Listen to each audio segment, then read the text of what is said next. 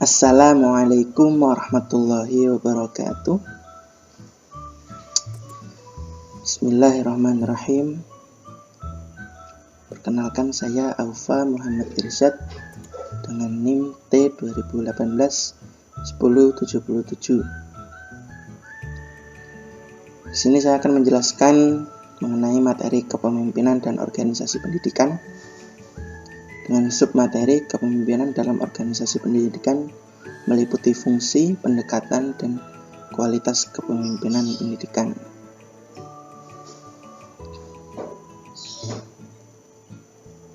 Presentasi ini ditujukan guna memenuhi tugas mata kuliah Kepemimpinan Pendidikan Islam yang diampu oleh Ibu Siti Aminah, MPD. Baik, kita akan membahas mengenai submateri yang pertama, yaitu fungsi kepemimpinan dalam organisasi pendidikan. Secara umum, menurut Khatibul Umam, fungsi kepemimpinan ialah untuk memandu, menuntun, membimbing, membangun, memberi, ataupun membangunkan motivasi kerja, mengemudikan organisasi, menjalin jaringan-jaringan komunikasi yang baik, memberikan supervisi, pengawasan yang efisien, dan membawa para pengikutnya kepada sasaran yang ingin dituju, sesuai dengan ketentuan waktu dan perencanaan. Menurut Hadari Nawawi, fungsi kepemimpinan memiliki dua dimensi.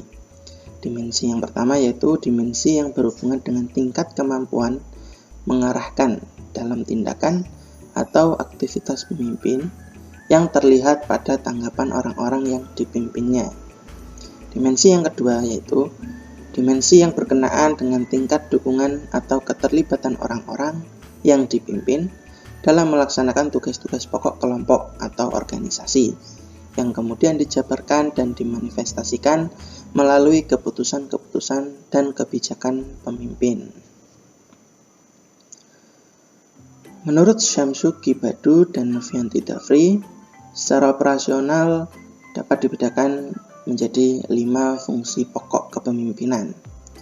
Yang pertama adalah fungsi instruktif, di mana fungsi ini berguna sebagai komunikator yang menentukan apa perintahnya, kemudian bagaimana cara mengerjakan perintahnya, kemudian bila mana waktu untuk memulai perintah tersebut, kemudian di mana tempat mengerjakan perintah tersebut, sehingga keputusan dapat diwujudkan secara efektif, sehingga fungsi orang yang dipimpin hanyalah melaksanakan perintah. Kemudian yang kedua adalah fungsi konsultatif, di mana fungsi konsultatif ini seorang pemimpin dapat menggunakannya sebagai komunikasi dua arah, artinya berkomunikasi dengan bawahannya, serta bawahan juga bisa berkomunikasi dengan pemimpin. Sehingga ketika pemimpin akan mengambil suatu keputusan, maka keputusan tersebut sudah dipikirkan secara matang dan penuh dengan pertimbangan-pertimbangan. Kemudian ada fungsi delegasi. Nah, fungsi ini berguna agar seorang pemimpin dapat mempercayai orang lain, dan orang lain tersebut akan diberikan hak dan wewenang dalam hal membuat ataupun menetapkan suatu keputusan. Kemudian ada fungsi partisipasi, di mana seorang pemimpin mampu memberikan hak yang sama kepada bawahannya, sehingga setiap anggota kelompoknya memperoleh kesempatan yang sama untuk berpartisipasi dalam melaksanakan kegiatan yang dijabarkan dari tugas-tugas pokok sesuai dengan posisinya masing-masing. Kemudian ada fungsi pengendalian. Fungsi ini berguna bagi seorang pemimpin dalam hal mengatur, mengelola, mengawasi setiap aktivitas anggotanya, sehingga tujuan organisasi dapat tercapai dengan optimal. Kemudian submateri yang selanjutnya yaitu pendekatan kepemimpinan dalam organisasi pendidikan. Teori atau pendekatan model-model kepemimpinan dapat diklasifikasikan menjadi 6. Yaitu yang pertama adalah teori sifat. Teori ini beranggapan bahwa seorang pemimpin telah memiliki sifat kepemimpinan sejak ia lahir secara alamiah dan belum tentu dimiliki oleh orang lain.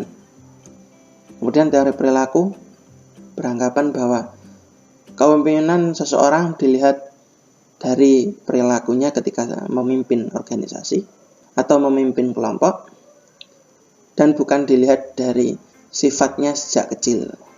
Kemudian ada teori kepemimpinan karismatik. Kepemimpinan karismatik ini beranggapan bahwa atribut seorang pemimpin dapat mempengaruhi kinerja dari anggotanya. Kemudian ada teori kontingensi, di mana teori ini berpandangan bahwa tidak ada suatu gaya kepemimpinan yang efektif untuk semua situasi. Maka artinya adalah efektivitas kepemimpinan tergantung pada jumlah faktor. Yang pertama ada sifat tugasnya, kemudian budaya organisasinya, kebijakannya, harapan dan perilaku orang-orang dalam organisasinya, serta situasinya. Kemudian ada teori atau pendekatan kepemimpinan situasional, di mana seorang pemimpin dituntut untuk memainkan gaya kepemimpinan yang berbeda, yang disesuaikan dengan situasi dan tingkat kematangan dari anggotanya. Kemudian yang terakhir ada kepemimpinan transaksional dan transformasional. Kepemimpinan transformasional pertama kali digagas oleh Burns tahun 1978, di mana teori ini beranggapan bahwa kepemimpinan di mana pemimpin yang memberi pertimbangan dan rangsangan intelektual yang diindividualiskan dan yang memiliki karisma. Sedangkan kepemimpinan transaksional pertama kali digagas oleh Downton pada tahun 1973, di mana kepemimpinan transaksional ini merupakan kepemimpinan di mana pemimpin yang memotivasi bawahan dengan memberikan peran dan tugas yang jelas serta tujuan yang jelas sesuai dengan kemampuannya. Dalam referensi yang lain saya menemukan sedikit perbedaan, di mana pada buku yang ditulis oleh Syamsuki Badut dan Novianti Dhafri terdapat 4 pendekatan kepemimpinan. Yang pertama adalah pendekatan sifat, kemudian pendekatan keahlian, adapun pendekatan perilaku, serta ada pendekatan situasional. Kemudian pada submateri yang terakhir yaitu kualitas kepemimpinan pendidikan. Berhasil tidaknya suatu usaha pencapaian tujuan yang telah ditentukan, itu sebagian besar akan ditentukan oleh kemampuan seorang pemimpin yang memegang peranan penting dalam rangka menggerakkan orang-orang ataupun bawahannya. Keterampilan kepemimpinan yang baik dan efektif sangat penting untuk membangun, mendorong, dan mempromosikan kualitas, bukan kuantitas produksi dalam perusahaan yang kuat dan akhirnya meraih keberhasilan. Maka dari itu, keahlian dalam memimpin adalah suatu hal yang mutlak dan sangat dibutuhkan untuk meningkatkan efisiensi dalam hal untuk mencapai tujuan organisasi. Hal-hal yang perlu diperhatikan dalam memimpin suatu organisasi yang pertama adalah efektivitas kepemimpinan bukan berdasarkan penunjukannya, melainkan penerimaan para anggota terhadap kepemimpinannya. Kemudian ada efektivitas kepemimpinan tercermin dari kemampuannya untuk tumbuh dan berkembang. Kemudian ada efektivitas kepemimpinan menuntut kemahiran untuk membaca situasi. Kemudian sikap dan perilaku seseorang terbentuk dari pertumbuhan dan perkembangan. Dan yang terakhir adalah anggota yang mampu menyesuaikan cara berpikir dan bertindaknya untuk mencapai tujuan organisasi dapat mewujudkan kehidupan organisasi yang dinamis dan serasi. Sebuah kepemimpinan yang efektif dapat dilihat dari bagaimana produktivitas, kepuasan kerja, kerja sama kelompok, kegiatan yang terorganisir, semangat karyawan, dan koordinasi. Selain itu, Kualitas kepemimpinan pendidikan juga dapat dilihat dari bagaimana seorang pemimpin menerapkan fungsi serta pendekatan kepemimpinan dalam organisasinya. Jadi,